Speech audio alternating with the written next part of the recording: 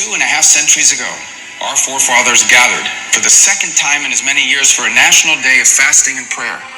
The resolution of the Continental Congress called on the 13 colonies to humble themselves in preparation for the coming war, with true penitence of heart and the most reverent devotion publicly to acknowledge the overruling providence of God.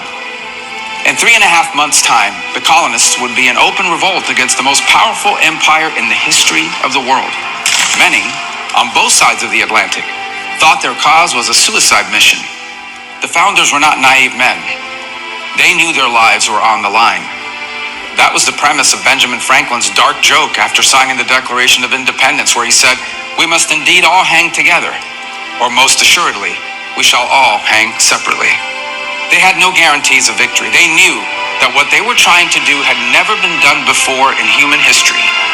But with the dark storm clouds of war looming on the horizon, they did what Christians have always done, across place and time for 2,000 years. They turned their eyes to heaven and placed their fate in the hands of God. It is no coincidence that America, from the very beginning, has occupied a unique and exceptional place in world history. Before the Christian West, most societies, and civilizations for that matter, thought in stagnant cycles: the flooding of the Nile, the return of the rains, the cycle of the harvest. History for them was a wheel to nowhere. It turned and turned only to end up back where it began. But our faith calls us outwards into the limitless darkness of the unknown. It tells us to go forth and preach the gospel to the world as a witness unto all nations, unto the ends of the earth. From that command came America. Our nation, more than any other in history, was shaped by this Christian idea.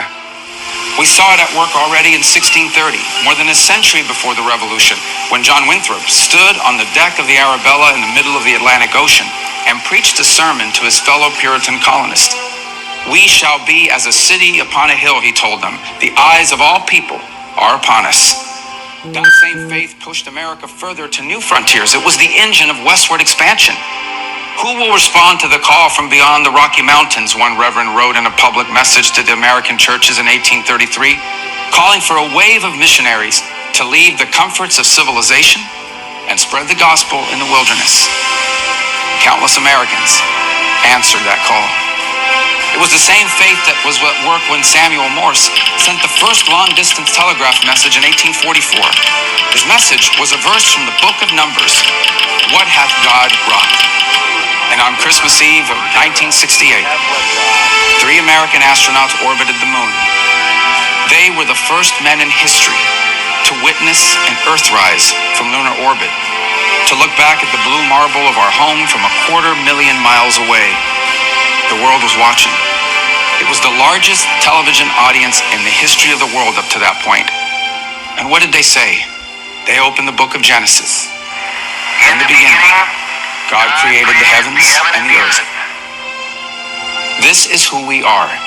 It is who we have always been. America is still a young nation measured against the record of history. And from the beginning, we have carried the belief that our country represents something new in the world.